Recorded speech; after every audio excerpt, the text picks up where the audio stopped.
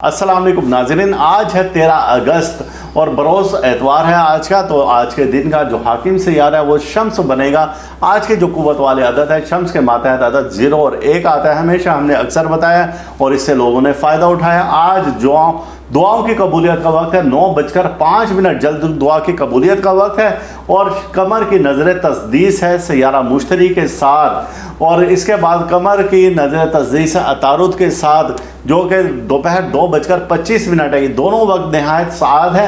सुबह के वक्त के हमें जो अदद मिलते हैं 0 और 1 का अदद मिलता है। शम्स का नज़र किरान है ज़ोहरा के साथ, जो कि आप आज वाज़े तौर पर आसमान पर देख सकते हैं। ये शाम को 4:15 पर है। ज़ोहरा बड़े अच्छे तरीके से चमक रही होगी और इसके माता जो अदद आएंगे हमारे पास 2 और 9 का अदद है। आप किस्मत आजमाई कर सकते हैं। अल्लाह हाफिज़।